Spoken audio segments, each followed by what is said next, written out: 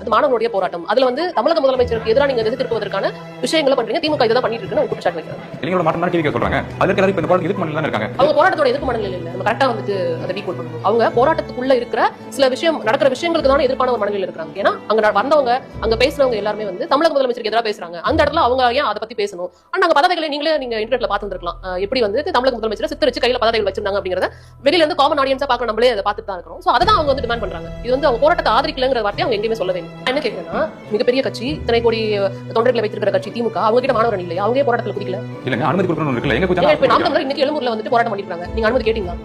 நாம் தமிழர் இன்னைக்கு எழும்பூர்ல போராட்டம் பண்ணிருக்காங்க இல்லையா? அனுமதி எல்லா மாவட்டங்களிலும் கொடுத்தாங்க. இல்ல கேட்டலாம், அவங்க கிட்ட கேட்டலாம். மறுபடியும் அவங்க கிட்ட நாம் தமிழர் கட்சி இது ஒரு எம்எல்ஏ கூட வந்து சட்டமன்றத்துல கிடையாது. ஆனா இன்னைக்கு போராட்டம் நடத்திருக்காங்க. இப்படி நடத்துனாங்க. அப்ப ஏன் திமுக களத்துல வரல? ஏன் உதயநிதி அவர்கள் வந்து சிபிஐ அலுவலகத்துக்கு போய் இந்த போராட்டத்துக்கு நானும் வந்து ஆதரவு தெரிவிக்கிறேன்னு சொல்லல? திமுக ஸ்டாலின் அவர்கள் ஏன் போகல? முதலமைச்சர் மட்டும் கேள்வி கேட்கறீங்க. அதுக்காக தான் கேட்கிறேன். நீட்டுக்கு எதிராக போராடினீங்கன்னா வர தயாரா இருக்காங்க. ஆனா நீங்க நீட்டுக்கு எதிராக போராடல, ஜனநாயகனுக்கு போராடுறவங்க எல்லாம் வந்து நீங்க கேள்வி பண்ணிட்டு இருக்கீங்க அப்படிங்கறதா உங்களுக்கு குற்றச்சாட்டா இருக்கு. அப்படி அவங்க எப்படி வந்து கலந்துக்குவாங்க?